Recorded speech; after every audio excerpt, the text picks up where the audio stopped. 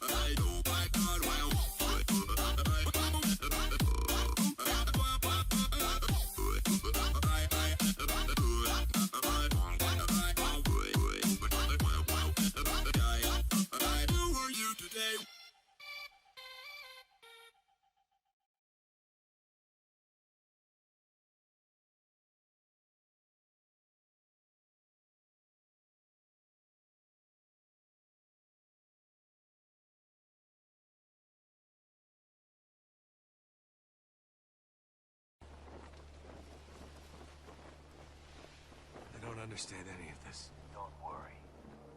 You will.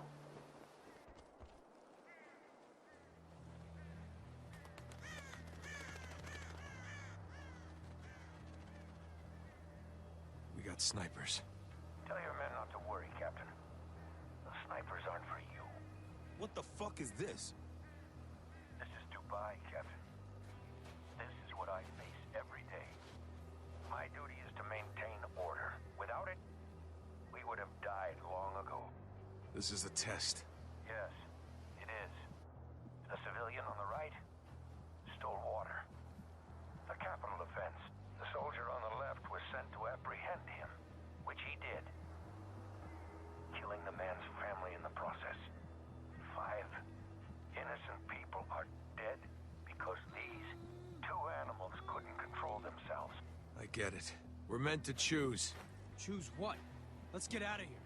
Lugo's right. We need to get as far away from this as possible. That's enough. Obviously not, because we're still here. They are guilty. But what is justice? And how would you see it done? This is an order, Captain.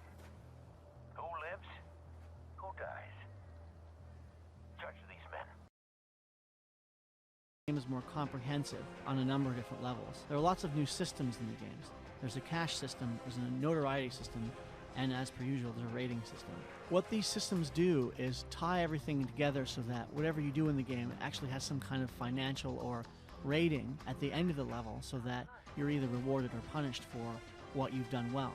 Now, for instance, there's a cleanup bill, and the agency has to come in and clean up after you. They have to pick up your suit, they have to pick up your specialized guns, they have to pick up the dead bodies. All that costs money now. If you perform your actions well and you do a level really fantastically and cleanly, you'll get more money, so you have to pay off those guys less and less at the end of each level. A lot of people have complained that Hitman is very inaccessible because of the stiff controls of camera. Well, the stiff controls of camera are still kind of there. They really haven't changed that much. But the way in which you open doors, pick up items, and do ordinary things is a lot easier.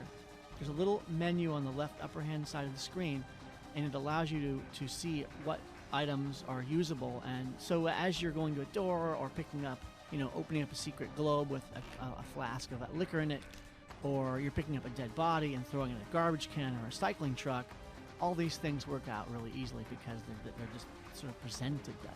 The other thing that IO has done to make this game more accessible. Having gunshots, oh god! Rook Island is terrifying! And you're gonna take the whole place for yourself. Reclaiming Rook Island from an army of horrible people while rescuing your missing friends is extremely satisfying. The goals here aren't as politically ambitious as Far Cry 2, but Far Cry 3 achieves what it sets out to do just as well. In that respect, it's a sequel worthy of the franchise, and an excellent open-world adventure game in its own right.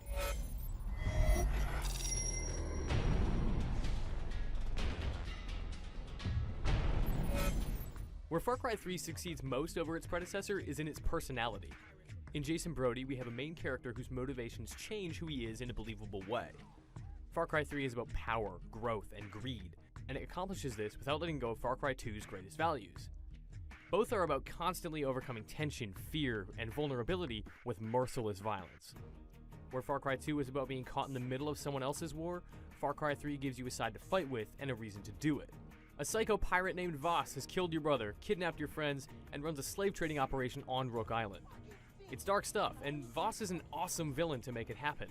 He's a volatile sociopath, and one of many unforgettable characters in Far Cry 3, all of whom stand out because of their excellent performances.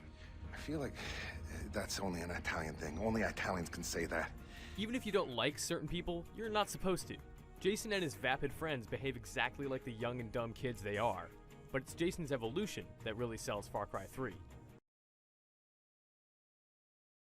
Trailers leading up to Prototype 2 made it out to be a touching tale. James Heller tells his family to put their trust in the government when a viral outbreak hits New York City, but returns to find his wife and daughter murdered by the zombies the sickness creates. Heller blames Alex Mercer, the anti-hero from the first game. Mercer gives Heller powers for some reason, and then Heller sets his sights on superpowered revenge. It's motivation that makes sense and sounds grounded, but when you start playing, that all fades away. In reality, Heller is just your generic anger guy spitting curse words out left and right. What the fuck? It's hard to believe he ever had a favorite.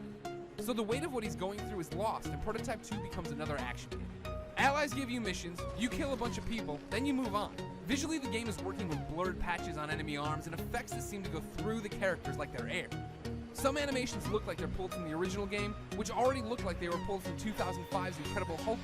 This doesn't look like the current generation blockbuster.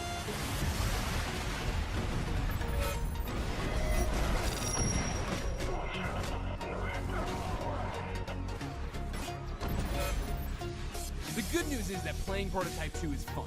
Heller has 5 main things he can morph his hands into, and pretty much all of them level what's left of New York City and its inhabitants.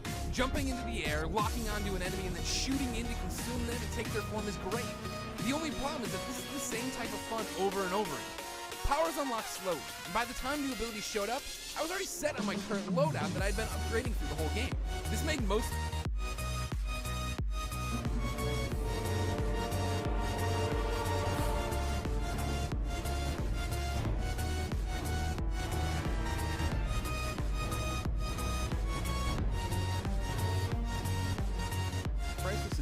stunningly beautiful game we've ever seen, but beyond that, it's a pretty fantastic shooter. Solid weapons, intelligent enemies, fairly open level design, with the nanosuit powers to make this one of the more entertaining ballistic showdowns in quite some time.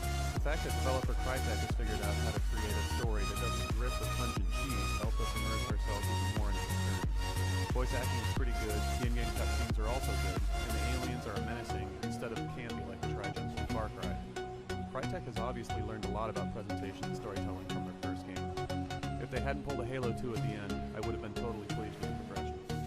As with 2004's Far Cry, Crysis takes place on a picturesque island paradise and lush with vegetation surrounded by gorgeous blue water. The impressive visuals are so far beyond Far Cry that it's hard to even comprehend what Crytek, given another few years of development, will be able to come up with. It's not only the technical aspects that are impressive though, it's also the detail of the model.